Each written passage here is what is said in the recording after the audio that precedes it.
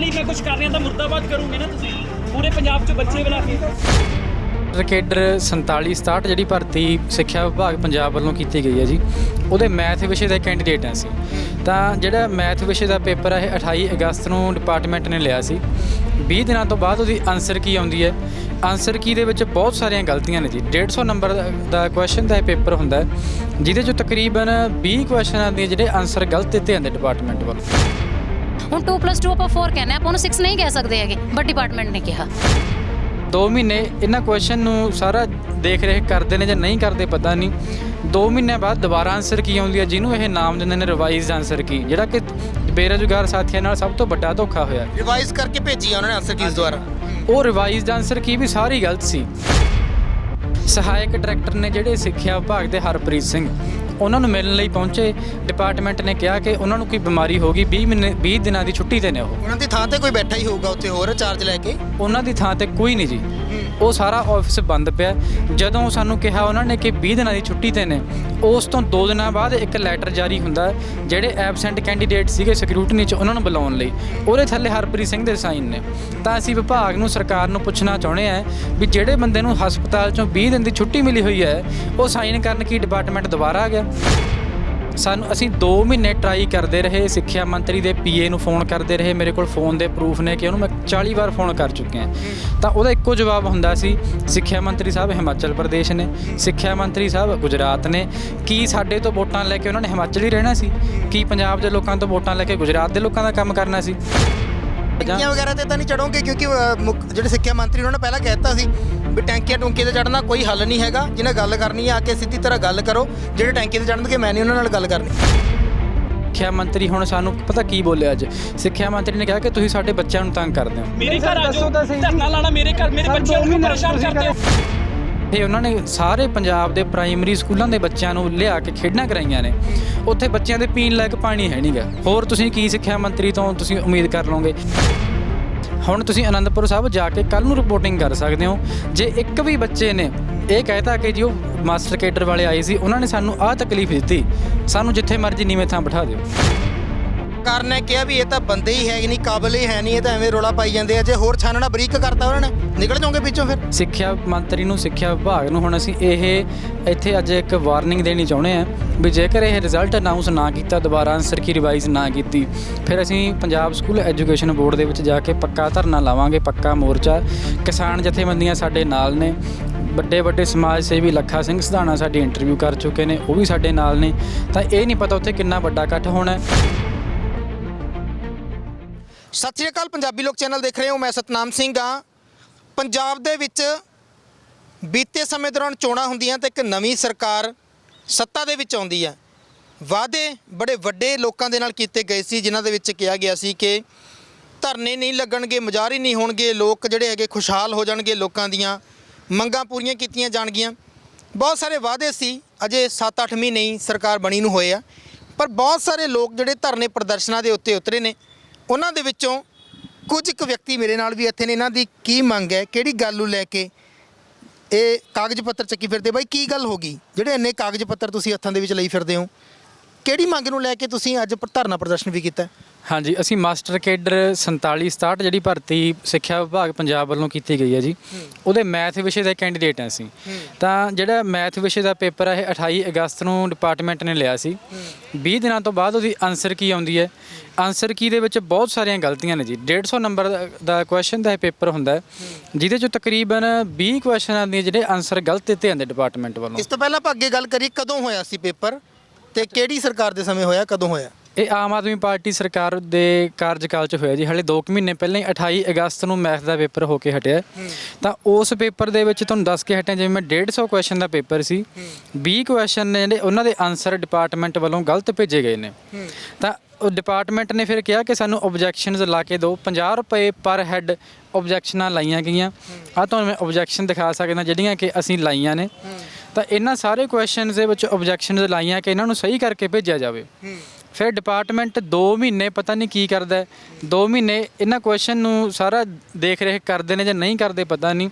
2 ਮਹੀਨਿਆਂ ਬਾਅਦ ਦੁਬਾਰਾ ਆਨਸਰ ਕੀ ਆਉਂਦੀ ਹੈ, ਜਿਹਨੂੰ ਇਹ ਨਾਮ ਦਿੰਦੇ ਨੇ ਰਿਵਾਈਜ਼ਡ ਆਨਸਰ ਕੀ, ਜਿਹੜਾ ਕਿ ਬੇਰੁਜ਼ਗਾਰ ਸਾਥੀਆਂ ਨਾਲ ਸਭ ਤੋਂ ਵੱਡਾ ਧੋਖਾ ਹੋਇਆ। ਰਿਵਾਈਜ਼ ਕਰਕੇ ਭੇਜੀ ਆ ਉਹਨਾਂ ਨੇ ਆਨਸਰ ਕੀਜ਼ ਦੁਆਰਾ। ਉਹ ਰਿਵਾਈਜ਼ਡ ਆਨਸਰ ਕੀ ਵੀ ਸਾਰੀ ਗਲਤ ਸੀ, ਜਿਹੜੇ ਪਹਿਲਾਂ ਸਹੀ ਆਨਸਰ ਸੀ ਉਹ ਵੀ ਗਲਤ ਕਰਤੇ ਬਾਅਦ ਦੇ ਵਿੱਚ ਇਹਨਾਂ ਨੇ। ਤੁਸੀਂ ਕਿਵੇਂ ਦਾਵਾ ਕਰਦੇ ਹੋ ਵੀ ਜਿਹੜੇ ਰਿਵਾਈਜ਼ਡ ਆਨਸਰ ਕੀ ਵੀ ਗਲਤ ਆ, ਉੱਥੇ ਤਾਂ ਐਕਸਪਰਟ ਬੰਦੇ ਬੈਠੇ ਆ, ਪੜ੍ਹੇ ਲਿਖੇ ਜਿਹੜੇ ਹੈਗੇ ਮਾਹਰ ਬੈਠੇ ਆ, ਤੁਸੀਂ ਉਹਨਾਂ ਦੇ ਜਿਹੜੇ ਡਿਸੀਜਨ ਨੂੰ ਕਿੱਦਾਂ ਗਲਤ ਕਹਿ ਸਕਦੇ ਹੋ? ਉਹਨਾਂ ਨੇ ਸੋਚ ਸਮਝ ਕੇ ਭੇਜਿਆ ਹੋਣਾ, ਇੰਨੇ ਪੁਰਾਣੇ ਬੈਠੇ ਆ ਉੱਥੇ। ਅਸੀਂ ਜੀ ਜਿੰਨੇ ਵੀ ਐਕਸਪਰਟ ਨੇ ਸਾਰਿਆਂ ਦੀ ਰਿਸਪੈਕਟ ਕਰਦੇ ਹਾਂ, ਪਰ ਸਾਡੇ ਕੋਲ ਉਹਨਾਂ ਬੁੱਕਸ ਦੇ ਪ੍ਰੂਫ ਆ ਜਿਹੜੇ ਛੋਟੇ ਹੁੰਦੇ ਤੋਂ ਲੈ ਕੇ ਹੁਣ ਤੱਕ ਸਰਕਾਰਾਂ ਦੇ ਮਾਧਿਅਮ ਰਾਹੀਂ ਪੜ੍ਹਦੇ ਆ ਰਹੇ ਹਾਂ। ਜਿਵੇਂ NCERT ਦੀ ਬੁੱਕ ਹੈ ਜਿਹੜੀ ਕਿ ਸਾਰੇ ਦੇਸ਼ ਦੇ ਵਿੱਚ ਲਾਗੂ ਹੋਈ ਹੈ, ਤਾਂ ਉਸ ਬੁੱਕ ਦੇ ਵਿੱਚ ਤੁਸੀਂ ਆ 86 ਨੰਬਰ ਕੁਐਸਚਨ ਤੁਹਾਨੂੰ ਦਿਖਾ ਸਕਦਾ ਜੀ ਮੈਂ। ਇਹ ਕੁਐਸਚਨ ਕਲਾਸ 11th ਦਾ, ਇਹ ਮੈਂ ਤੁਹਾਨੂੰ ਪ੍ਰੂਫ ਦਿਖਾ ਸਕਦਾ। ਇਹ 86 ਕੁਐਸਚਨ ਹੈ ਤੇ ਇੱਥੇ ਪੇਪਰ ਦੇ ਵਿੱਚ ਆ ਦੇਖੋ, ਇਹ ਕੁਐਸਚਨ ਦਾ ਪ੍ਰੂਫ ਆ ਜਿਹੜਾ ਬੁੱਕ ਦੇ ਵਿੱਚ ਪਿਆ। ਤਾਂ ਇਹ ਤੁਸੀਂ ਦੇਖ ਸਕਦੇ ਹੋ ਕਿ NCERT ਦੀ ਕਲਾਸ 11th ਦੀ ਬੁੱਕ ਦੇ ਵਿੱਚ 223 ਨੰਬਰ ਪੇਜ ਤੇ 25ਵਾਂ ਕੁਐਸਚਨ ਹੈ, ਜਿਹਦਾ ਡਾਇਰੈਕਟ ਆਨਸਰ ਬੁੱਕ ਦੇ ਵਿੱਚ ਸਿੱਧਾ ਹੋਇਆ ਕਿ 20 ਆਨਸਰ ਆਏਗਾ, ਪਰ ਡਿਪਾਰਟਮੈਂਟ ਨੇ 11 ਲਾ ਕੇ ਭੇਜਤਾ। ਤਾਂ ਹੁਣ ਜਿਨ੍ਹਾਂ ਨੇ ਦੇਖੋ 11 ਲਾਤਾ ਉਹਨਾਂ ਨੂੰ ਤਾਂ ਨੰਬਰ ਮਿਲ ਗਿਆ, ਪਤਾ ਨਹੀਂ ਗਲਤ ਬੰਦੇ ਫਿੱਟ ਕਰਨ ਲਈ ਇਹ ਸਭ ਕੁਝ ਕੀਤਾ ਜਾ ਰਿਹਾ ਹੈ ਜਾਂ ਜੋ ਵੀ ਹੈ। ਇਹ ਤਾਂ ਇਹ ਸਭ ਦੇ ਸਾਹਮਣੇ ਹੈ। ਜਾਂ ਤਾਂ ਸਰਕਾਰ ਇਹ ਕਹਿ ਦੇ ਕਿ ਭਾਈ ਬੇਰੁਜ਼ਗਾਰੋ ਤੁਸੀਂ ਪੜ੍ਹਨਾ ਛੱਡ ਦਿਓ, ਵੀ ਕਿਤਾਬਾਂ ਜਿਹੜੀਆਂ ਤੁਹਾਨੂੰ ਪੜ੍ਹਾਉਣੀਆਂ ਸਾਰੀਆਂ ਗਲਤ ਹੈ, ਆਪਦਾ ਚੁੱਪ ਕਰਕੇ ਘਰੇ ਬੈਠੋ, ਜਿਨ੍ਹਾਂ ਨੂੰ ਅਸੀਂ ਨੌਕਰੀ ਦੇਣੀ ਉਹਨਾਂ ਨੂੰ ਦੇਵਾਂਗੇ, ਬਾਕੀ ਘਰੇ ਬੈਠ ਜਾਓ। ਹੋ ਸਕਦਾ ਪ੍ਰਿੰਟਿੰਗ ਮਿਸਟੇਕਸ ਹੋਵੇ, ਇਦਾਂ ਦੀ ਵੀ ਦਲੀਲਾਂ ਬਾਅਦ ਚ ਆਉਂਦੀਆਂ ਹੁੰਦੀਆਂ ਹੈ। ਗਵਰਨਮੈਂਟ ਵੀ ਕਹਿ ਸਕਦੀ ਹੈ ਕਿ ਇਹ ਤਾਂ ਜੀ ਪ੍ਰਿੰਟਿੰਗ ਮਿਸਟੇਕਸ ਹੋ ਗਈਆਂ, ਉਹਦੇ ਕਰਕੇ ਸਾਰਾ ਕੁਝ ਹੋ ਗਿਆ। ਨਹੀਂ, ਪ੍ਰਿੰਟਿੰਗ ਮਿਸਟੇਕ ਕਿਹਦੇ ਵਿੱਚ ਹੋਈ ਹੈ? ਜੇ ਆਨਸਰ ਕੀ 'ਚ ਹੋਈ ਹੈ ਤਾਂ ਉਹਨੂੰ ਦੁਬਾਰਾ ਚੈੱਕ ਕਰਕੇ ਦੁਬਾਰਾ ਰਿਵਾਈਜ਼ ਕਰਕੇ ਭੇਜਿਆ ਜਾਵੇ। ਹੁਣ ਦੇਖੋ ਤੁਸੀਂ 1 ਨੰਬਰ ਦੇ ਉੱਪਰ 70 70 80 80 ਕੈਂਡੀਡੇਟ ਨੇ। ਹੁਣ ਮੰਨ ਲਓ ਜਿਹਨੇ 11 ਨੰਬਰ ਲਾਇਆ ਉਹਦਾ ਸਹੀ ਹੋ ਗਿਆ, ਉਹ 80 ਜਾਨ ਨੂੰ ਕ੍ਰਾਸ ਕਰਕੇ ਉੱਪਰ ਚਲਾ ਗਿਆ। ਜਿਹਨੇ 20 ਆਨਸਰ ਸਹੀ ਲਾਇਆ ਬੁੱਕ ਦੇ ਅਕੋਰਡਿੰਗ, ਉਹਦਾ ਗਲਤ ਹੋ ਗਿਆ, ਉਹ 80 ਨੰਬਰ ਪਿੱਛੇ ਚਲਾ ਗਿਆ ਰੈਂਕ ਉਹਦਾ। ਇਸੇ ਤਰ੍ਹਾਂ ਤੁਸੀਂ ਪੇਪਰ ਦੇ ਵਿੱਚ 27 ਨੰਬਰ ਕੁਐਸਚਨ ਦੇਖ ਸਕਦੇ ਹੋ। RD ਸ਼ਰਮਾ ਬੁੱਕ ਹੈ, ਪੇਜ ਨੰਬਰ 11.122 ਤੇ ਕੁਐਸਚਨ ਨੰਬਰ 33 ਪਿਆ। ਇਹ 15 ਕੁਐਸਚਨ ਨੇ ਜਿਹੜੇ ਬੁੱਕਸ ਦੇ ਵਿੱਚ ਐਜ਼ ਇਟ ਇਜ਼ ਪਏ ਨੇ ਸਟੇਟਮੈਂਟ। ਤਾਂ ਇਹਨਾਂ ਨੂੰ ਜਾਂ ਤਾਂ ਸਰਕਾਰ ਚੈਲੰਜ ਕਰੇ ਵੀ ਇਹ ਕਿਤਾਬਾਂ ਸਾਰੀਆਂ ਹੀ ਗਲਤ ਨੇ, ਜਾਂ ਫਿਰ ਸਾਨੂੰ ਜਿਹੜੇ ਆਨਸਰ ਕੀ ਆ ਰਿਵਾਈਜ਼ ਕਰਕੇ ਦੇਵੇ, ਦੁਬਾਰਾ ਰਿਜ਼ਲਟ ਅਨਾਉਂਸ ਹੋਵੇ, ਜਿਵੇਂ ਜਿਹਦੇ ਨੰਬਰ ਬਣਦੇ ਨੇ ਉਹਨੇ ਦਿੱਤੇ ਜਾਣ। ਹੁਣ ਮੈਂ ਖੁਦ ਦੱਸਾਂ ਤੁਹਾਨੂੰ, ਮੇਰੇ 105 ਨੰਬਰ ਬਣਦੇ ਸੀਗੇ ਸਹੀ ਤੌਰ ਤੇ ਦੇਖਿਆ ਜਾਵੇ ਅਕੋਰਡਿੰਗ ਟੂ ਬੁੱਕਸ, ਪਰ ਡਿਪਾਰਟਮੈਂਟ ਨੇ ਮੇਰੇ 97 ਨੰਬਰ ਲਾ ਕੇ ਭੇਜੇ ਨੇ। ਹੁਣ ਤੁਸੀਂ ਦੇਖੋ 1 ਨੰਬਰ ਦੇ ਉੱਪਰ ਜਿੱਥੇ 70 ਕੈਂਡੀਡੇਟ ਬੈਠੇ ਨੇ, ਉੱਥੇ ਜੇਕਰ ਕਿਸੇ ਨੂੰ ਤੁਸੀਂ 8 ਨੰਬਰ ਪਿੱਛੇ ਕਰ ਦੋਗੇ ਤਾਂ ਉਹਦਾ ਰੈਂਕ ਕਿੰਨਾ ਪਿੱਛੇ ਚਲਾ ਗਿਆ। ਇਸੇ ਤਰ੍ਹਾਂ ਮੇਰੇ ਨਾਲ ਮੈਡਮ ਖੜੇ ਨੇ, ਇਹਨਾਂ ਦੇ 104 ਨੰਬਰ ਬਣਦੇ ਆ, ਇਹਨਾਂ ਦੇ 94 ਲਾ ਕੇ ਭੇਜਦੇ ਨੇ, ਇਹਨਾਂ ਦੇ 94 ਲਾ ਕੇ ਭੇਜਦੇ ਨੇ, ਉਹ ਜਿਹੜੇ ਸਾਥੀ ਨੇ ਉਹਨਾਂ ਦੇ 92 ਨੰਬਰ ਲਾ ਕੇ ਭੇਜਦੇ ਨੇ। ਤਾਂ ਸਾਨੂੰ ਸਰਕਾਰ ਤੋਂ, ਸਿੱਖਿਆ ਵਿਭਾਗ ਤੋਂ ਸਾਡੀ ਇਹੀ ਮੰਗ ਹੈ। ਅਸੀਂ ਤੁਹਾਨੂੰ ਇਹ ਵੀ ਦੱਸਣਾ ਚਾਹੁੰਦੇ ਹਾਂ ਕਿ ਕੁਝ ਲੋਕ ਕਹਿੰਦੇ ਨੇ ਕਿ ਪਹਿਲਾਂ ਡਿਪਾਰਟਮੈਂਟ ਜਾਣਾ ਚਾਹੀਦਾ ਸੀਗਾ, ਫਿਰ ਇਸ ਤਰ੍ਹਾਂ ਪਬਲਿਕ ਡੋਮੇਨ 'ਚ ਮੀਡੀਆ ਅੱਗੇ ਆਉਣਾ ਚਾਹੀਦਾ। ਅਸੀਂ ਡਿਪਾਰਟਮੈਂਟ 6 ਗੇੜੇ ਲਾ ਚੁੱਕੇ ਹਾਂ।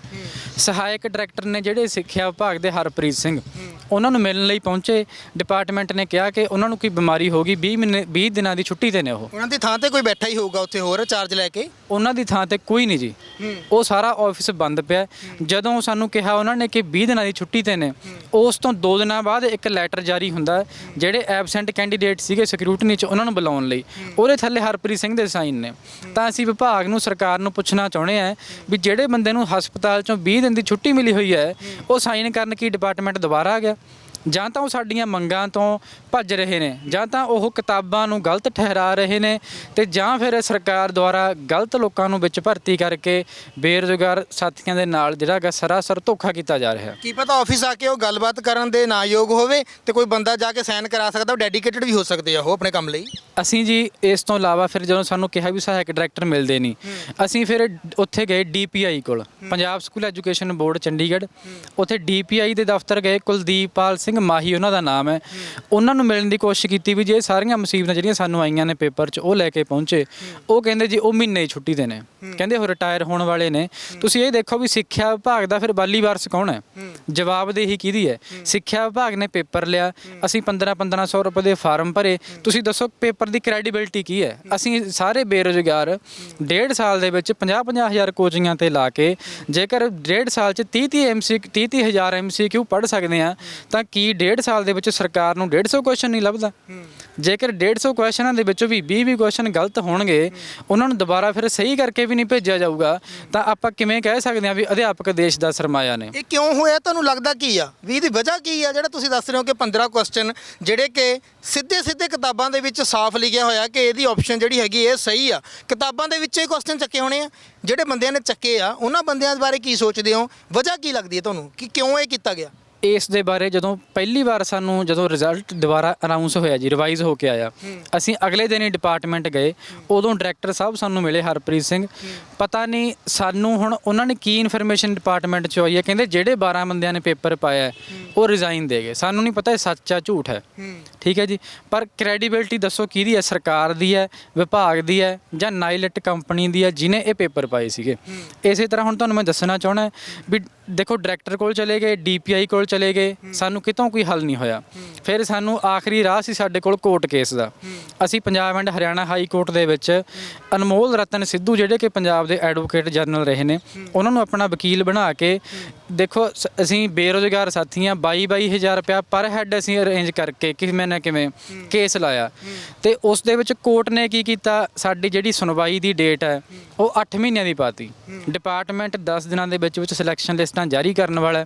ਜੇਕਰ ਸਾਡੀ ਸੁਣਵਾਈ 8 ਮਹੀਨਿਆਂ ਬਾਅਦ ਹੋਊਗੀ, ਸਿਲੈਕਸ਼ਨ ਲਿਸਟਾਂ 10 ਦਿਨਾਂ ਬਾਅਦ ਆ ਜਾਣਗੀਆਂ, ਜਿਹੜੇ ਬੰਦੇ ਰੱਖਣੇ ਉਹ ਤਾਂ ਰੱਖੇ ਜਾਣਗੇ। ਨਹੀਂ, ਐਡਵੋਕੇਟ ਜਨਰਲ ਦੇ ਤਾਂ ਸਿੱਧਾ ਜਿਹੜਾ ਸਰਕਾਰ ਦੇ ਨਾਲ ਰਾਬਤਾ ਹੈ ਉਹ ਤਾਂ ਸਰਕਾਰ ਨੂੰ ਹੀ ਸਿੱਧਾ ਕਹਿ ਸਕਦੇ ਜਾ ਕੇ, ਫਿਰ ਇਹਨਾਂ ਨੂੰ ਵੀ ਜਿਹੜੀ ਸਿਲੈਕਸ਼ਨ ਲਿਸਟਾਂ ਨਾ ਜਾਰੀ ਕੀਤੀਆਂ ਜਾਣ, ਉਸ ਤੋਂ ਪਹਿਲਾਂ ਇਹ ਮਸਲਾ ਹੱਲ ਕੀਤਾ ਜਾਵੇ। ਅਸੀਂ ਇਹ ਮੰਗ ਆਪਣੇ ਵਕੀਲ ਕੋਲ 3-4 ਵਾਰ ਕਰ ਚੁੱਕੇ ਹਾਂ। ਉਹ ਕਹਿੰਦੇ ਜਿੰਨਾ ਚਿਰ ਡਿਪਾਰਟਮੈਂਟ ਕੋਈ ਐਕਸ਼ਨ ਨਹੀਂ ਕਰਦਾ ਉਨੀ ਦੇਰ ਅਸੀਂ ਕੋਈ ਆਪਣੇ ਕੋਰਟ ਦੀ ਕਾਰਵਾਈ ਨਹੀਂ ਕਰ ਸਕਦੇ। ਸਾਨੂੰ ਹੁਣ ਦੇਖੋ ਲੀਗਲ ਨੌਲੇਜ, ਸਾਨੂੰ ਤਾਂ ਆਪਣੇ ਸਬਜੈਕਟ ਦੀ ਨੌਲੇਜ ਹੈ। ਪਰ ਬਾਈ ਜੀ ਸਿੱਖਿਆ ਮੰਤਰੀ ਤਾਂ ਬੈਠੇ ਆ, ਉਹਨਾਂ ਤੱਕ ਫਿਰ ਤੁਸੀਂ ਪਹੁੰਚ ਕਰਨੀ ਸੀ। ਜੇ ਐਡਵੋਕੇਟ ਜਨਰਲ ਨਹੀਂ ਕਰ ਸਕਦੇ, ਸਿੱਖਿਆ ਮੰਤਰੀ ਸਾਹਿਬ ਤਾਂ ਰੋਕ ਸਕਦੇ ਆ ਸਿਲੈਕਸ਼ਨ ਜਿਹੜੀ ਹੈਗੀ ਆ ਲਿਸਟਾਂ ਜਾਰੀ ਹੋਣ ਤੋਂ ਪਹਿਲਾਂ। ਹਾਂਜੀ, ਇਹਦੇ ਬਾਬਤ ਵੀ ਜਦੋਂ ਸਾਨੂੰ ਡਰ ਹੋਇਆ ਕਿ ਸਿਲੈਕਸ਼ਨ ਲਿਸਟਾਂ ਆਉਣ ਵਾਲੀਆਂ ਨੇ, ਅਸੀਂ ਅੱਜ ਖੜੇ ਹੁਣ ਤੁਹਾਡੇ ਇੱਥੇ ਰੋਪੜ ਦੇ ਵਿੱਚ, ਅਸੀਂ ਅਨੰਦਪੁਰ ਸਾਹਿਬ ਗਏ ਸੀ।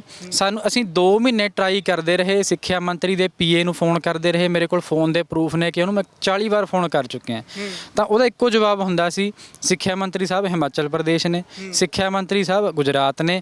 ਕੀ ਸਾਡੇ ਤੋਂ ਵੋਟਾਂ ਲੈ ਕੇ ਉਹਨਾਂ ਨੇ ਹਿਮਾਚਲ ਹੀ ਰਹਿਣਾ ਸੀ? ਕੀ ਪੰਜਾਬ ਦੇ ਲੋਕਾਂ ਤੋਂ ਵੋਟਾਂ ਲੈ ਕੇ ਗੁਜਰਾਤ ਦੇ ਲੋਕਾਂ ਦਾ ਕੰਮ ਕਰਨਾ ਸੀ? ਅੱਜ ਅਸੀਂ ਔਖੇ ਸੌਖੇ ਹੋ ਕੇ 6-6 ਘੰਟੇ ਸਫ਼ਰ ਕਰਕੇ ਅਨੰਦਪੁਰ ਸਾਹਿਬ ਪਹੁੰਚੇ। ਕਿੱਥੇ ਰਹਿਣ ਵਾਲੇ ਹੋ ਤੁਸੀਂ ਬਾਈ? ਮੈਂ ਜੀ ਰਾਮਪੁਰਾ ਫੂਲ ਦਾ ਰਹਿਣ ਵਾਲਾ ਗਾ। ਕੀ ਤੁਹਾਡਾ? ਮੇਰਾ ਨਾਮ ਲਵਪ੍ਰੀਤ ਸਿੰਘ ਹੈ ਜੀ। ਤਾਂ ਮੇਰੇ ਨਾਲ ਸਾਰੇ ਸਾਥੀ ਨੇ, ਕੋਈ ਮਾਨਸਾ ਤੋਂ ਆਇਆ, ਕੋਈ ਪਟਿਆਲੇ ਤੋਂ ਆਇਆ, ਕੋਈ ਬੁਲਾਡੇ ਤੋਂ ਆਇਆ। ਅਸੀਂ ਦੇਖੋ 300 ਕਿਲੋਮੀਟਰ ਤੋਂ ਆਏ ਆ। ਤਾਂ ਕੀ ਅਸੀਂ ਆਹ ਕੁਛ ਕਰਾਉਣ ਲਈ ਆਏ ਸੀ? ਅੱਜ ਅਸੀਂ ਸਿੱਖਿਆ ਮੰਤਰੀ ਕੋਲ ਆਏ ਇੱਥੇ ਆਪਣੀਆਂ ਮੰਗਾਂ ਲੈ ਕੇ। ਸਿੱਖਿਆ ਅਸੀਂ 6 ਘੰਟੇ ਪੁਲਿਸ ਨੇ ਸਾਨੂੰ ਕਿਹਾ, ਸਾਨੂੰ ਜਿਵੇਂ ਡਿਟੇਨ ਕੀਤਾ ਹੁੰਦਾ ਉਵੇਂ ਰੱਖਿਆ ਕਿ ਨਾ ਤੁਸੀਂ ਇੱਥੋਂ ਅੱਗੇ ਜਾ ਸਕਦੇ ਹੋ ਨਾ ਪਿੱਛੇ ਜਾ ਸਕਦੇ ਹੋ, ਇੱਥੇ ਖੜ ਜਾਓ। ਕਹਿੰਦੇ ਜਾਂਦੇ ਹੋਏ ਤੁਹਾਨੂੰ ਸਿੱਖਿਆ ਮੰਤਰੀ ਨੂੰ ਮਿਲਾ ਦਾਂਗੇ। ਅਸੀਂ ਬਹੁਤ ਸਬਰ ਸੰਤੋਖ ਨਾਲ ਉਹਨਾਂ ਦੀ ਗੱਲਾਂ ਸੁਣਦੇ ਰਹੇ। 6 ਘੰਟੇ ਤੁਹਾਨੂੰ ਬੜਾ ਚਾਹ ਪਾਣੀ ਵੀ ਪੁੱਛਿਆ ਹੋਣਾ, ਜੇ ਤੁਸੀਂ ਉਹਨਾਂ ਦੀ ਗੱਲ ਮੰਨ ਕੇ ਖੜੇ ਹੋਣੇ ਆ, ਰੋਟੀ ਪਾਣੀ ਖਵਾਈ ਹੋਣੀ ਹੈ ਉੱਥੇ ਪ੍ਰਸ਼ਾਸਨ ਨੇ। ਚਾਹ ਪਾਣੀ ਤਾਂ ਦੂਰ ਦੀ ਗੱਲ ਛੱਡੋ ਜੀ, ਸਾਨੂੰ ਬੈਠਣ ਨੂੰ ਕੁਰਸੀਆਂ ਤੱਕ ਨਹੀਂ ਦਿੱਤੀਆਂ। ਸਾਡੀਆਂ ਲੱਤਾਂ ਹੁਣ ਦੁਖੀ ਜਾਂਦੀਆਂ ਨੇ, ਇੰਟਰਵਿਊ ਕਰਦੇ ਸਾਨੂੰ ਪਤਾ ਵੀ ਅਸੀਂ ਕਿਵੇਂ ਖੜੇ ਆਂ। ਰਾਤ ਦੇ 3 ਵਜੇ ਦੇ ਉੱਠੇ ਹੋਏ, ਅੱਖਾਂ 'ਚ ਸਾਡੇ ਨੀਂਦ ਆ, ਸਾਡਾ ਬੁਰਾ ਹਾਲ ਹੋਇਆ। ਫਿਰ ਤੁਸੀਂ ਦੇਖੋ, ਜਿੱਥੇ ਉਹਨਾਂ ਨੇ ਸਾਰੇ ਪੰਜਾਬ ਦੇ ਪ੍ਰਾਇਮਰੀ ਸਕੂਲਾਂ ਦੇ ਬੱਚਿਆਂ ਨੂੰ ਲਿਆ ਕੇ ਖੇਡਾਂ ਕਰਾਈਆਂ ਨੇ, ਉੱਥੇ ਬੱਚਿਆਂ ਦੇ ਪੀਣ ਲਾਇਕ ਪਾਣੀ ਹੈ ਨਹੀਂਗਾ। ਹੋਰ ਤੁਸੀਂ ਕੀ ਸਿੱਖਿਆ ਮੰਤਰੀ ਤੋਂ ਤੁਸੀਂ ਉਮੀਦ ਕਰ ਲਓਗੇ?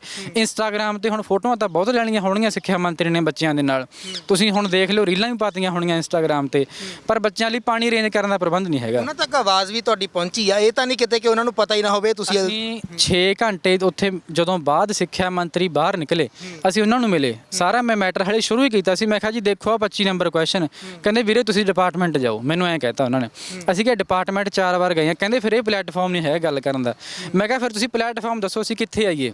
ਸਾਨੂੰ ਜਿੱਥੇ ਮਰਜ਼ੀ ਪਲੇਟਫਾਰਮ ਦਿਓ, ਅਸੀਂ ਆਪਣੀਆਂ ਮੰਗਾਂ ਰੱਖਣੀਆਂ ਚਾਹੁੰਦੇ ਆ। ਕਹਿੰਦੇ ਤੁਸੀਂ 13 ਤਰੀਕ ਨੂੰ ਮੀਟਿੰਗ ਲੈ ਲਓ। ਡਿਪਾਰਟਮੈਂਟ ਮੰਨ ਲਓ ਕੱਲ ਨੂੰ ਅਨਸਿਲੈਕਸ਼ਨ ਲਿਸਟਾਂ ਪਾਉਂਦਾ, ਪਰਸੋਂ ਪਾਉਂਦਾ, ਤਾਂ 13 ਤਰੀਕ ਨੂੰ ਮੀਟਿੰਗ ਕਰਕੇ ਅਸੀਂ ਕੀ ਕਰ ਲਾਂਗੇ? ਸਿੱਖਿਆ ਮੰਤਰੀ ਨੇ ਬਿਲਕੁਲ ਆਪਣੇ ਹੱਥ ਖੜੇ ਕਰਤੇ ਨੇ ਇੱਕ ਤਰ੍ਹਾਂ ਨਾਲ ਕਿ ਮੇਰੇ ਤੋਂ ਮਸਲਾ। ਹੁਣ ਅਸੀਂ ਪਬਲਿਕ ਡੋਮੇਨ 'ਚ ਆਉਣਾ ਚਾਹੁੰਦੇ ਆ। ਆਪ ਸਾਰੇ ਪੰਜਾਬ ਦੇ ਲੋਕਾਂ ਨੂੰ ਅਸੀਂ ਇਹ ਮੰਗ ਕਰਨੀ ਚਾਹੁੰਦੇ ਆ ਵੀ ਇਹ ਤੁਸੀਂ ਸਮਝਦੇ ਹੋ, ਆਪਣੇ ਬੱਚਿਆਂ ਨੂੰ ਤੁਸੀਂ ਵੱਡੇ ਵੱਡੇ ਸਕੂਲਾਂ 'ਚ ਪੜ੍ਹਾਉਣੇ ਹੋ। ਅਸੀਂ ਅੱਜ ਤੱਕ ਇਹ ਸੁਣਦੇ ਆਏ ਹਾਂ ਵੀ ਅਧਿਆਪਕ ਦੇਸ਼ ਦਾ ਸਰਮਾਇਆ ਹੁੰਦਾ। ਜੇਕਰ ਅਧਿਆਪਕ ਹੀ ਗਲਤ ਤਰੀਕੇ ਨਾਲ ਅਪੁਆਇੰਟ ਕੀਤੇ ਜਾਣਗੇ ਤਾਂ ਤੁਸੀਂ ਸਿੱਖਿਆ ਨੂੰ ਕਿਵੇਂ ਉੱਚ ਪੱਧਰਾ ਬਣਾ ਸਕਦੇ ਹੋ? ਆਮ ਆਦਮੀ ਪਾਰਟੀ ਸਰਕਾਰ ਬੜੇ ਵੱਡੇ ਵਾਅਦੇ ਕਰਕੇ ਆਈ ਕਿ ਅਸੀਂ ਜੀ ਭਰਤੀਆਂ ਕਿਸੇ ਇਨਸਾਫ ਲਈ ਮੋਰਚੇ ਨਹੀਂ ਲਾਉਣੇ ਪੈਣਗੇ, ਭਰਤੀਆਂ ਇਮਾਨਦਾਰੀ ਨਾਲ ਕਰਾਂਗੇ। ਆ ਤੁਸੀਂ ਪਿੱਛੇ ਦੇਖ ਕੇ ਹਟਿਓ, ਨਾਇਬ ਤਹਿਸੀਲਦਾਰ ਦੀ ਭਰਤੀ 'ਚ 13 ਜਾਣੇ ਇੱਕੋ ਕਮਰੇ ਦੇ ਆ ਗਏ। ਕਿਵੇਂ ਆ ਗਏ? ਉਹ ਭਰਤੀ ਕੈਂਸਲ ਹੋ ਗਈ। ਇਸੇ ਤਰ੍ਹਾਂ ਮਾਸਟਰ ਕੇਡਰ ਦੇ ਵਿੱਚ ਵੀ ਸਾਨੂੰ ਨਹੀਂ ਪਤਾ ਵੀ ਗਲਤ ਬੰਦੇ ਫਿੱਟ ਕੀਤੇ ਗਏ ਆ। ਸਾਡੀ ਇੱਕ ਹੋਰ ਮੈਂ ਪ੍ਰਮੁੱਖ ਮੰਗ ਇਹ ਰੱਖਣੀ ਚਾਹੁੰਦਾ ਹੈ ਕਿ ਸਾਡੀ ਮੰਗ ਇਹ ਨਹੀਂ ਵੀ 61 ਦਾ ਪੇਪਰ ਕੈਂਸਲ ਕਰਕੇ ਦੁਬਾਰਾ ਲਓ। ਸਾਡੀ ਮੰਗ ਇਹ ਹੈ ਕਿ ਇਹਨਾਂ ਸਾਰੇ ਕੁਐਸਚਨ ਜਿਹੜੀ ਸਾਡੀ ਆਬਜੈਕਸ਼ਨਸ ਨੇ ਇਹਨਾਂ ਨੂੰ ਕਲੀਅਰ ਕਰਕੇ ਆਨਸਰ ਕੀ ਰਿਵਾਈਜ਼ ਕਰਕੇ ਦੁਬਾਰਾ ਰਿਜ਼ਲਟ ਜਾਰੀ ਕੀਤਾ ਜਾਵੇ ਤੇ ਜਿਹੜੇ ਲੋਕਾਂ ਦਾ ਹੱਕ ਬਣਦਾ ਜੌਬ ਲੈਣ ਦਾ ਉਹਨਾਂ ਨੂੰ ਦਿੱਤਾ ਜਾਵੇ। ਇਸ ਤਰ੍ਹਾਂ ਗਲਤ ਬੰਦਿਆਂ ਨੂੰ ਨੰਬਰ ਦੇ ਕੇ ਵਿੱਚ ਫਿੱਟ ਨਾ ਸਾਡੇ ਕੀਤਾ ਜਾਵੇ। ਸਰਕਾਰ ਨੇ ਕਿਹਾ ਵੀ ਇਹ ਤਾਂ ਬੰਦੇ ਹੀ ਹੈ ਨਹੀਂ, ਕਾਬਲ ਹੀ ਹੈ ਨਹੀਂ, ਇਹ ਤਾਂ ਐਵੇਂ ਰੋਲਾ ਪਾਈ ਜਾਂਦੇ ਆ। ਜੇ ਹੋਰ ਛਾਨਣਾ ਬਰੀਕ ਕਰਤਾ ਉਹਨਾਂ ਨੇ ਨਿਕਲ ਜਾਓਗੇ ਵਿੱਚੋਂ ਫਿਰ?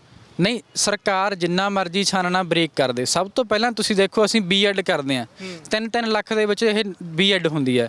ਉਸ ਤੋਂ ਬਾਅਦ ਇਹ ਟੈਟ ਦਾ ਪੇਪਰ ਲੈਂਦੇ ਨੇ, ਟੀਚਰ ਐਲੀਜੀਬਿਲਟੀ ਟੈਸਟ। ਸਾਰੇ ਦੇਸ਼ ਦੇ ਵਿੱਚ ਇੱਕੋ ਇੱਕ ਸਟੇਟ ਪੰਜਾਬ ਇਹੋ ਜਿਹੀ ਹੈ ਜਿਹਦੇ ਵਿੱਚ ਟੈਟ ਤੋਂ ਬਾਅਦ ਜੌਬ ਨਹੀਂ ਦਿੱਤੀ ਜਾਂਦੀ। ਅਸੀਂ ਬੇਰੁਜ਼ਗਾਰ ਫਿਰ ਵੀ ਹੱਥ ਜੋੜ ਕੇ ਚਲੋ। ਇਸ ਤੋਂ ਬਾਅਦ ਇਹ ਮਾਸਟਰ ਕੇਡਰ ਦਾ ਟੈਸਟ ਹੁੰਦਾ। ਪਹਿਲਾਂ ਅਸੀਂ 90 ਨੰਬਰ ਦਾ ਕੁਆਲੀਫਾਈਂਗ ਟੈਟ ਕਲੀਅਰ ਕੀਤਾ, ਉਸ ਤੋਂ ਬਾਅਦ ਮਾਸਟਰ ਕੇਡਰ ਕਲੀਅਰ ਕਰਨ ਦੇ ਸਾਡੇ ਨੰਬਰ ਬਣਦੇ ਨੇ ਮੈਰਿਟ ਦੇ ਵਿੱਚ। ਅਸੀਂ ਪ੍ਰੂਫ ਲਈ ਬੈਠੇ ਆ, ਸਾਡੇ ਰਿਜ਼ਲਟ ਵੀ ਚੈੱਕ ਕੀਤੇ ਜਾ ਸਕਦੇ ਆ ਵੀ ਸਾਡੇ ਕਿੰਨੇ ਨੰਬਰ ਨੇ। ਅਸੀਂ ਉਹ ਲੋਕ ਨਹੀਂ ਹੈਗੇ ਜਿਨ੍ਹਾਂ ਦੇ 50 ਨੰਬਰ ਨੇ ਤੇ ਚਾਹੁੰਦੇ ਨੇ ਭਰਤੀ ਕੈਂਸਲ ਹੋ ਜੇ। ਸਾਡੇ ਨੰਬਰ ਬਿਲਕੁਲ ਮੈਰਿਟ ਲਿਸਟ ਦੇ ਵਿੱਚ ਆਏ ਹੋਏ ਨੇ। ਅਸੀਂ ਚਾਹੁੰਦੇ ਆ ਵੀ ਸਾਨੂੰ ਸਾਡੇ ਦਿੱਤੇ ਹੱਕ ਦਿੱਤੇ ਜਾਣ। ਇੱਕ ਨੰਬਰ ਤੋਂ ਸਾਨੂੰ ਪਿੱਛੇ ਕਰਕੇ 2-2 ਨੰਬਰਾਂ ਤੋਂ ਗਲਤ ਬੰਦਿਆਂ ਨੂੰ ਵਿੱਚ ਫਿੱਟ ਨਾ ਕੀਤਾ ਜਾਵੇ। ਬਿਲਕੁਲ। ਤੁਹਾਡਾ ਨਾਮ ਕੀ ਹੈ ਜੀ? ਵੀਰ ਦਵਿੰਦਰ ਕੌਰ। ਤੇ ਤੁਸੀਂ ਕੀ ਸਮਝਦੇ ਹੋ ਕਿ ਜਦੋਂ ਤੁਸੀਂ ਪੇਪਰ ਦਿੱਤਾ ਉਸ ਤੋਂ ਬਾਅਦ ਆਨਸਰ ਕੀਜ਼ ਆਉਂਦੀਆਂ, ਫਿਰ ਸਰਕਾਰ ਨੇ ਇਹ ਵੀ ਤਾਂ ਕਿਹਾ ਸੀ ਕਿ 50 ਰੁਪਏ ਦੇ ਕੇ ਆਪਣਾ ਆਬਜੈਕਸ਼ਨ ਤੁਸੀਂ ਦੇ ਸਕਦੇ ਹੋ। ਫਿਰ ਜੇ ਸਰਕਾਰ ਨੇ ਕੁਝ ਗਲਤੀ ਕਰਨਾ ਹੁੰਦਾ ਫਿਰ ਆਬਜੈਕਸ਼ਨ ਦਾ ਮੌਕਾ ਕਿਉਂ ਦਿੰਦੇ ਤੁਹਾਨੂੰ? ਸਰ ਦੇਖੋ, ਸਾਨੂੰ ਆਬਜੈਕਸ਼ਨਸ ਲਗਾਉਣ ਲਈ ਦਿੱਤਾ ਗਿਆ। ਆਬਜੈਕਸ਼ਨਸ ਪਹਿਲਾਂ ਤੋਂ ਵੀ ਲੱਗਦੀਆਂ ਆਈਆਂ ਨੇਗੀਆਂ। ਆਬਜੈਕਸ਼ਨ ਪਹਿਲਾਂ ਲੱਗਦੀਆਂ ਸੀ, ਪਹਿਲਾਂ ਜਿੰਨੀਆਂ ਭਰਤੀਆਂ ਹੁੰਦੀਆਂ ਸੀਗੀਆਂ, ਜਦੋਂ ਰਿਵਾਈਜ਼ ਹੋ ਕੇ ਆਨਸਰ ਕੀਜ਼ ਆਉਂਦੀਆਂ ਸੀਗੀਆਂ, ਉਹਨਾਂ ਦੇ ਵਿੱਚੋਂ ਸਾਰੀਆਂ ਗਲਤੀਆਂ ਨੂੰ ਸੁਧਾਰਿਆ ਜਾਂਦਾ ਸੀ। ਜਿਹੜੇ ਗਲਤ ਕੁਐਸਚਨ ਹੁੰਦੇ ਸੀ ਉਹਨਾਂ ਦੇ ਲਈ ਸਾਰਿਆਂ ਨੂੰ ਗ੍ਰੇਸ ਨੰਬਰ ਦਿੱਤੇ ਜਾਂਦੇ ਸੀ, ਡ੍ਰੌਪ ਕੀਤੇ ਜਾਂਦੇ ਸੀ, ਕੁਝ ਵੀ ਕੀਤਾ ਜਾਂਦਾ ਸੀ। ਸਾਨੂੰ ਵੀ ਇਹੀ ਉਮੀਦ ਸੀ ਵੀ ਇਸ ਨਹੀਂ ਹੋਇਆ। ਫਿਰ ਜਦੋਂ ਰਿਵਾਈਜ਼ ਹੁੰਦਾ? ਨਹੀਂ, ਇਸ ਵਾਰ ਰਿਵਾਈਜ਼ ਹੋਇਆ। ਜਦੋਂ ਰਿਵਾਈਜ਼ ਹੋ ਕੇ ਇਹਨਾਂ ਨੇ ਲਿਸਟਾਂ ਜਾਰੀ ਕੀਤੀਆਂ ਦੁਬਾਰਾ। ਹੁਣ ਮੈਥਸ ਦੇ ਵਿੱਚ ਉਹਨਾਂ ਨੇ 4 ਕੁਐਸਚਨ ਡ੍ਰੌਪ ਕੀਤੇ। 4 ਕੁਐਸਚਨ ਦੇ ਵਿੱਚੋਂ ਚਲ 3 ਕੁਐਸਚਨ ਅਸੀਂ ਮੰਨਦੇ ਹਾਂ ਵੀ ਜਾਇਜ਼ ਡ੍ਰੌਪ ਕੀਤੇ, ਉਹਨਾਂ ਦੇ ਨੰਬਰ ਸਾਰਿਆਂ ਨੂੰ ਮਿਲਣੇ ਚਾਹੀਦੇ ਸੀ। ਪਰ ਜਿਹੜਾ ਚੌਥਾ ਕੁਐਸਚਨ ਉਹਨਾਂ ਨੇ ਡ੍ਰੌਪ ਕੀਤਾ ਉਹਦਾ ਆਨਸਰ ਹੈਗਾ ਸੀ ਆਪਸ਼ਨਸ ਦੇ ਵਿੱਚ। ਆਪਸ਼ਨਸ ਦੇ ਵਿੱਚ ਆਨਸਰ ਹੈਗਾ ਸੀ ਤੇ ਡ੍ਰੌਪ ਕਰਕੇ ਉਹਦਾ ਨੰਬਰ ਸਾਰਿਆਂ ਨੂੰ ਮਿਲਿਆ।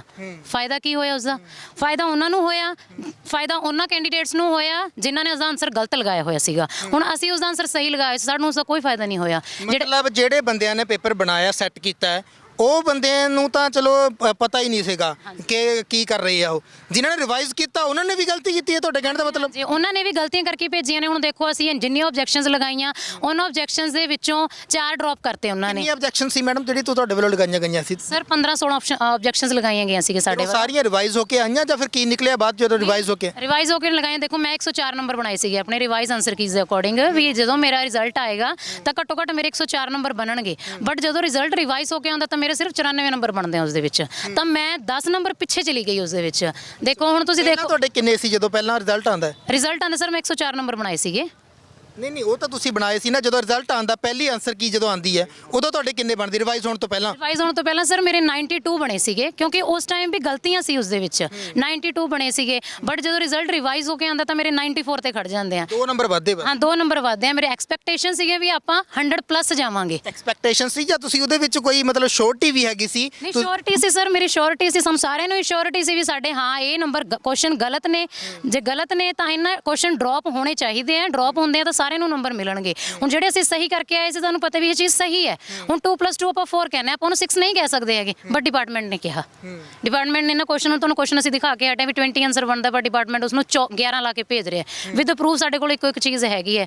ਤਾਂ ਅਸੀਂ ਸਿਰਫ ਇਹੀ ਮੰਗ ਕਰਦੇ ਹਾਂ ਵੀ ਜਿਹੜਾ ਇਹ ਰਿਜ਼ਲਟ ਆਇਆ 41 ਕਾਰਡ ਭਰਤੀ ਹੋਈ ਹੈ ਇਹਦੇ ਵਿੱਚ ਆਨਸਰ ਕੀਜ਼ ਆਈਆਂ ਨੇ, ਡਿਪਾਰਟਮੈਂਟ ਇਹਨਾਂ ਨੂੰ ਰਿਵਾਈਜ਼ ਕਰਕੇ ਭੇਜੇ, ਦੁਬਾਰਾ ਰਿਵਾਈਜ਼ ਕਰੇ। ਸਿਲੈਕਸ਼ਨ ਲਿਸਟਾਂ ਆਉਣ ਤੋਂ ਪਹਿਲਾਂ ਸਾਡਾ ਇਸ ਚੀਜ਼ ਦਾ ਹੱਲ ਹੋਣਾ ਚਾਹੀਦਾ। ਸੋ ਬਿਲਕੁਲ ਇੱਕ ਵਾਰੀ ਫੇਰ ਸਵਾਲ ਖੜੇ ਹੋਏ ਨੇ ਸਰਕਾਰ ਦੇ ਉੱਤੇ ਜਾਂ ਕਹਿ ਲਈਏ ਵਿਭਾਗ ਦੇ ਉੱਤੇ ਕਿ ਉਹਨਾਂ ਵੱਲੋਂ ਭਰਤੀ ਪ੍ਰਕਿਰਿਆ ਦੇ ਵਿੱਚ ਬਹੁਤ ਗੜਬੜੀ ਕੀਤੀ ਗਈ। ਇੱਕ ਸਵਾਲ ਮੈਂ ਹੋਰ ਲਵਾਂਗਾ ਤੁਹਾਡੇ ਕੋਲੋਂ ਕਿ ਸਰਕਾਰ ਕਹਿੰਦੀ ਹੈ ਕਿ ਜਿਹੜੇ ਬਾਹਰ ਆਏ ਅਸੀਂ ਉਹ ਵੀ ਮੋੜ ਲਿਆਉਣੇ। ਸਰਕਾਰ ਦੇ ਇਸ ਜਿਹੜੀ ਹੈਗੇ ਦਾਅਵੇ ਦੇ ਉੱਤੇ ਇਹਨੂੰ ਕਿੱਦਾਂ ਦੇਖਦੇ ਹੋ ਤੁਸੀਂ? ਦੇਖੋ ਸਰ, ਜਿਸ ਤਰ੍ਹਾਂ ਦੇ ਹੁਣ ਸਰਕਾਰ ਕੰਮ ਕਰ ਰਹੀ ਹੈ, ਹੁਣ ਅਸੀਂ ਪੇਪਰ ਦਿੱਤਾ, ਹੁਣ ਅਸੀਂ ਵੀ ਇੰਨਾ ਜ਼ਿਆਦਾ ਅੱਕ ਚੁੱਕੇ ਹਾਂ ਵੀ ਸ਼ਾਇਦ ਸਾਨੂੰ ਅਗਰ ਪਹਿਲਾਂ ਕਿਸੇ ਵੱਲੋਂ ਇਹ ਜੀ ਮੋਟੀਵੇਸ਼ਨ ਮਿਲੀ ਹੁੰਦੀ ਤਾਂ ਅਸੀਂ ਇਸ ਕਗਾਰ ਤੇ ਨਾ ਖੜੇ ਹੁੰਦੇ ਅੱਜ। ਇਹਨਾਂ ਸਰਕਾਰਾਂ ਨੇ ਨਾ ਬੱਚਿਆਂ ਨੂੰ, ਸਟੂਡੈਂਟਸ ਨੂੰ ਮਜਬੂਰ ਕਰਤਾ ਵੀ ਤੁਸੀਂ ਇੱਥੇ ਨਾ ਰਹੋ, ਤੁਹਾਡੇ ਲਈ ਇੱਥੇ ਕੁਝ ਨਹੀਂ ਹੈਗਾ, ਤੁਸੀਂ ਬਾਹਰ ਜਾਓ। +2 ਤੋਂ ਬਾਅਦ ਕਿੰਨੇ ਸਾਲ ਤੁਸੀਂ ਹੋਰ ਪੜ੍ਹਾਈ ਕੀਤੀ ਆ? ਸਰ +2 ਤੋਂ ਬਾਅਦ ਮੈਂ BSc ਕੀਤੀ, ਉਸ ਤੋਂ ਬਾਅਦ ਮੈਂ B.Ed ਕੀਤੀ, ਉਸ ਤੋਂ ਬਾਅਦ ਮੈਂ ਕੋਚਿੰਗ ਵੀ ਲੈਂਦੀ ਰਹੀ ਹਾਂ, ਮਾਸਟਰ ਕੈਡਰ ਦੀ ਮੈਂ ਤਿਆਰੀ ਕੀਤੀ, ਟੈਟ ਦੀ ਤਿਆਰੀ ਕੀਤੀ, ਫਿਰ ਮਾਸਟਰ ਕੈਡਰ ਦੀ ਤਿਆਰੀ ਕੀਤੀ, 1.5 ਸਾਲ ਤੋਂ ਮਾਸਟਰ ਕੈਡਰ ਦੀ ਤਿਆਰੀ ਕਰਦੀ ਹਾਂ। ਬੜੀਆਂ ਉਮੀਦਾਂ ਸੀ ਵੀ ਹਾਂ ਅਸੀਂ ਦੇਖੋ ਅਸੀਂ ਨਾਰਮਲ ਫੈਮਿਲੀਜ਼ ਨੂੰ ਬਿਲੋਂਗ ਕਰਦੇ ਹਾਂ ਅਸੀਂ, ਠੀਕ ਹੈ, ਬੜੀਆਂ ਅਸੀਂ ਮੈਰਿਡ ਹੋ ਕੇ ਫੈਮਿਲੀਜ਼ ਨੂੰ ਮਨਾਉਣਾ, ਇਹਨਾਂ ਚੀਜ਼ਾਂ ਨੂੰ ਅਰੇਂਜ ਕਰਨਾ ਬਹੁਤ ਮੁਸ਼ਕਿਲ ਹੋ ਜਾਂਦਾ, ਪਰ ਫਿਰ ਵੀ ਅਸੀਂ ਇਹਨਾਂ ਹਾਲਾਤਾਂ ਦੇ ਵਿੱਚ ਦੀ ਲੰਘ ਕੇ ਅਸੀਂ ਤਿਆਰੀ ਕੀਤੀ ਵੀ ਹਾਂ ਅਸੀਂ ਆਉਣ ਵਾਲੇ ਸਮੇਂ ਵਿੱਚ ਅਸੀਂ ਬੱਚਿਆਂ ਨੂੰ ਸਕੂਲਾਂ ਦੇ ਵਿੱਚ ਜਾ ਕੇ ਬਹੁਤ ਅੱਛੀ ਸਿੱਖਿਆ ਪ੍ਰਦਾਨ ਕਰਨਾ ਚਾਹੁੰਦੇ ਸੀ ਵੀ ਸਾਨੂੰ ਸਰਕਾਰ ਇੱਕ ਮੌਕਾ ਦੇਵੇ, ਪਰ ਸਰਕਾਰ ਨਹੀਂ ਚਾਹੁੰਦੀ ਵੀ ਸਾਨੂੰ ਇਹ ਮੌਕਾ ਮਿਲੇ।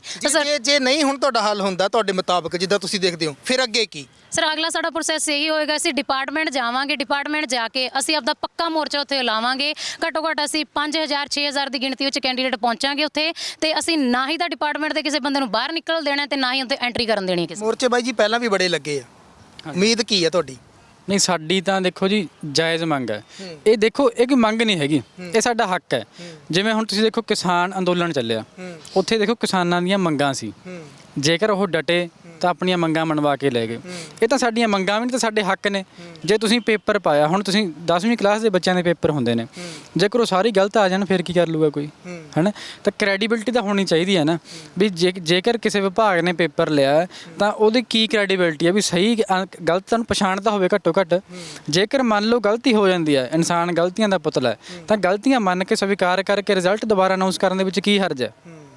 ਤਾਂ ਸਾਡੀ ਇਹੀ ਮੰਗ ਹੈ ਸਿੱਖਿਆ ਮੰਤਰੀ ਨੂੰ, ਸਿੱਖਿਆ ਵਿਭਾਗ ਨੂੰ। ਹੁਣ ਅਸੀਂ ਇਹ ਇੱਥੇ ਅੱਜ ਇੱਕ ਵਾਰਨਿੰਗ ਦੇਣੀ ਚਾਹੁੰਦੇ ਹਾਂ ਵੀ ਜੇਕਰ ਇਹ ਰਿਜ਼ਲਟ ਅਨਾਉਂਸ ਨਾ ਕੀਤਾ, ਦੁਬਾਰਾ ਆਨਸਰ ਕੀ ਰਿਵਾਈਜ਼ ਨਾ ਕੀਤੀ, ਫਿਰ ਅਸੀਂ ਪੰਜਾਬ ਸਕੂਲ ਐਜੂਕੇਸ਼ਨ ਬੋਰਡ ਦੇ ਵਿੱਚ ਜਾ ਕੇ ਪੱਕਾ ਧਰਨਾ ਲਾਵਾਂਗੇ, ਪੱਕਾ ਮੋਰਚਾ। ਕਿਸਾਨ ਜਥੇਬੰਦੀਆਂ ਸਾਡੇ ਨਾਲ ਨੇ, ਵੱਡੇ ਸਮਾਜ ਸੇਵੀ ਲੱਖਾ ਸਿੰਘ ਸਿਧਾਣਾ ਸਾਡੀ ਇੰਟਰਵਿਊ ਕਰ ਚੁੱਕੇ ਨੇ, ਉਹ ਵੀ ਸਾਡੇ ਨਾਲ ਨੇ। ਤਾਂ ਇਹ ਨਹੀਂ ਪਤਾ ਉੱਥੇ ਕਿੰਨਾ ਵੱਡਾ ਇਕੱਠ ਹੋਣਾ। ਅਸੀਂ ਨਹੀਂ ਚਾਹੁੰਦੇ ਬੱਚਿਆਂ ਦੀ ਪੜ੍ਹਾਈ ਦਾ ਜਾਂ ਵਗੈਰਾ ਤੇ ਤਾਂ ਨਹੀਂ ਚੜੋਗੇ, ਕਿਉਂਕਿ ਜਿਹੜੇ ਸਿੱਖਿਆ ਮੰਤਰੀ ਉਹਨਾਂ ਨੇ ਪਹਿਲਾਂ ਕਹਿ ਦਿੱਤਾ ਸੀ ਵੀ ਟੈਂਕੀਆਂ ਟੂੰਕੀਆਂ ਤੇ ਚੜ੍ਹਨਾ ਕੋਈ ਹੱਲ ਨਹੀਂ ਹੈਗਾ, ਜਿਹਨੇ ਗੱਲ ਕਰਨੀ ਹੈ ਆ ਕੇ ਸਿੱਧੀ ਤਰ੍ਹਾਂ ਗੱਲ ਕਰੋ, ਜਿਹੜੇ ਟੈਂਕੀ ਤੇ ਚੜ੍ਹਨਗੇ ਮੈਂ ਨਹੀਂ ਉਹਨਾਂ ਨਾਲ ਗੱਲ ਕਰਨੀ। ਅਸੀਂ ਹੁਣ ਸਿੱਧੀ ਮੱਤ ਨਾਲ ਹੀ ਗੱਲ ਕਰ ਰਹੇ ਸੀਗੇ ਜੀ, ਪਰ ਜਦੋਂ ਸਿੱਖਿਆ ਮੰਤਰੀ ਹੁਣ ਸਾਨੂੰ ਪਤਾ ਕੀ ਬੋਲਿਆ ਅੱਜ, ਸਿੱਖਿਆ ਮੰਤਰੀ ਨੇ ਕਿਹਾ ਕਿ ਤੁਸੀਂ ਸਾਡੇ ਬੱਚਿਆਂ ਨੂੰ ਤੰਗ ਕਰਦੇ ਹੋ। ਹੁਣ ਤੁਸੀਂ ਅਨੰਦਪੁਰ ਸਾਹਿਬ ਜਾ ਕੇ ਕੱਲ੍ਹ ਨੂੰ ਰਿਪੋਰਟਿੰਗ ਕਰ ਸਕਦੇ ਹੋ। ਜੇ ਇੱਕ ਵੀ ਬੱਚੇ ਨੇ ਇਹ ਕਹਿਤਾ ਕਿ ਜੀ ਉਹ ਮਾਸਟਰ ਕੇਡਰ ਵਾਲੇ ਆਏ ਸੀ, ਉਹਨਾਂ ਨੇ ਸਾਨੂੰ ਆਹ ਤਕਲੀਫ ਦਿੱਤੀ, ਸਾਨੂੰ ਜਿੱਥੇ ਮਰਜ਼ੀ ਨੀਵੇਂ ਥਾਂ ਬਿਠਾ ਦਿਓ। ਅਸੀਂ ਜਿੱਥੇ ਪੁਲਿਸ ਡਿਪਾਰਟਮੈਂਟ ਨੇ ਕਿਹਾ ਉੱਥੇ 6 ਘੰਟੇ ਖੜੇ ਰਹੇ, ਬੈਠੇ ਵੀ ਨਹੀਂ। ਜੇਕਰ ਫਿਰ ਸਿੱਖਿਆ ਮੰਤਰੀ ਦੇਖੋ ਕਿੰਨਾ ਘਟੀਆ ਬਿਆਨ ਦਿੰਦਾ ਕਿ ਤੁਸੀਂ ਸਾਡੇ ਬੱਚਿਆਂ ਨੂੰ ਤੰਗ ਕਰਦੇ ਹੋ। ਬੱਚਿਆਂ ਨੂੰ ਤੰਗ ਤਾਂ ਆਪ ਕਰਦੇ ਨੇ, ਬੱਚਿਆਂ ਦੇ 8 ਘੰਟੇ ਪੀਣ ਲਈ ਪਾਣੀ ਨਹੀਂ ਦਿੱਤਾ ਤੁਸੀਂ, ਫੋਟੋਆਂ ਖਿਚਾਈਏ ਨੇ, ਤੁਹਾਨੂੰ ਇਹ ਨਹੀਂ ਅਕਲ ਹੈ ਬੱਚਿਆਂ ਨੂੰ ਪਿਆਸ ਲੱਗੀ ਹੋਣੀ ਆ, ਭੁੱਖੇ ਹੋਣੀਆਂ, ਸਵੇਰ ਦੇ ਆਏ ਨੇ, ਤਾਂ ਤੁਸੀਂ ਕੀ ਉਮੀਦ ਕਰ ਸਕਦੇ ਹੋ? ਇਹ ਸਰਕਾਰ ਸਿਰਫ ਸੋਸ਼ਲ ਮੀਡੀਆ ਸਰਕਾਰ ਹੈ। ਬਹੁਤ ਵੱਡੀ ਮੈਨੂੰ ਲੱਗਦਾ ਪੰਜਾਬ ਦੇ ਲੋਕਾਂ ਤੋਂ ਗਲਤੀ ਹੋਈ ਹੈ। ਇਹ ਸਰਕਾਰ ਨੂੰ ਚੁਣ ਕੇ ਜਿਹੜੀ ਗਲਤੀ ਅਸੀਂ ਪੰਜਾਬ ਦੇ ਲੋਕਾਂ ਨੂੰ ਦੁਬਾਰੇ ਨਹੀਂ ਕਰਨ ਦੇਵਾਂਗੇ ਜੇਕਰ ਇਹ ਇਸੇ ਤਰ੍ਹਾਂ ਆਪਣਾ ਧੱਕਾ ਕਰਦੇ ਰਹੇ। ਸੋ ਬਿਲਕੁਲ ਵੱਡੇ ਇਲਜ਼ਾਮ ਜਿਹੜੇ ਹੈਗੇ ਨੇ ਸਿੱਖਿਆ ਵਿਭਾਗ ਦੇ ਉੱਤੇ ਵੀ ਹੈ ਕਿ ਉਹਨਾਂ ਨੇ ਜਦੋਂ ਪੇਪਰ ਸੈੱਟ ਕੀਤਾ ਪਹਿਲਾਂ ਤਾਂ ਉਸ ਦੇ ਦੌਰਾਨ ਹੀ ਬਹੁਤ ਵੱਡੀਆਂ ਗਲਤੀਆਂ ਕੀਤੀਆਂ ਜਿਹੜੀਆਂ ਕਿ ਨਹੀਂ ਹੋਣੀਆਂ ਚਾਹੀਦੀਆਂ ਸੀ, ਪਰ ਉਸ ਤੋਂ ਬਾਅਦ ਜਦੋਂ ਰਿਵਾਈਜ਼ ਹੁੰਦੀਆਂ ਆਨਸਰ ਕੀਜ਼ ਤਾਂ ਉਸ ਦੇ ਵਿੱਚ ਫਿਰ ਉਹੀ ਗਲਤੀਆਂ ਦੁਹਰਾਈਆਂ ਜਾਂਦੀਆਂ ਤੇ ਈਵਨ ਵੱਧ ਕੇ ਵੀ ਕੁਝ ਅਜਿਹਾ ਆਉਂਦਾ ਜਿਹੜਾ ਨਹੀਂ ਹੋਣਾ ਚਾਹੀਦਾ ਸੀ। ਹੁਣ ਦੇਖਣਾ ਇਹ ਆ ਕਿ ਸਰਕਾਰ ਇਹਨਾਂ ਦੀ ਗੱਲ ਸੁਣਦੀ ਹੈ, ਇਹਨਾਂ ਦੀ ਗੱਲ ਸੁਣ ਕੇ ਉਹਦੇ ਉੱਤੇ ਕੋਈ ਜਾਂਚ ਹੁੰਦੀ ਹੈ ਤਾਂ ਉਹਦੇ ਵਿੱਚੋਂ ਨਿਕਲ ਕੇ ਕੀ ਸਾਹਮਣੇ ਆਉਂਦਾ ਕਿ ਵਾਕਿਆ ਹੀ ਜਿਹੜੇ ਉਹ ਲੋਕ ਆਪਣੇ ਆਪ ਨੂੰ ਯੋਗ ਦੱਸਦੇ ਆ ਜਾਂ ਬਹੁਤ ਪੜ੍ਹੇ ਲਿਖੇ ਮਾਹਰ ਦੱਸਦੇ ਆ ਕਿ ਉਹ ਫਿਰ ਬਿਲਕੁਲ ਨਲਾਇਕ ਮੰਨੇ ਜਾਣਗੇ। ਕੀ ਇਹਦੇ ਵਿੱਚੋਂ ਨਿਕਲ ਕੇ ਆਊਗਾ, ਕਦੋਂ ਇਹਨਾਂ ਦਾ ਹੱਲ ਹੋਊਗਾ, ਇਹ ਆਉਣ ਵਾਲਾ ਸਮਾਂ ਹੀ ਦੱਸੇਗਾ। ਸਤਨਾਮ ਸਿੰਘ, ਪੰਜਾਬੀ ਲੋਕ ਚੈਨਲ, ਰੋਪੜ।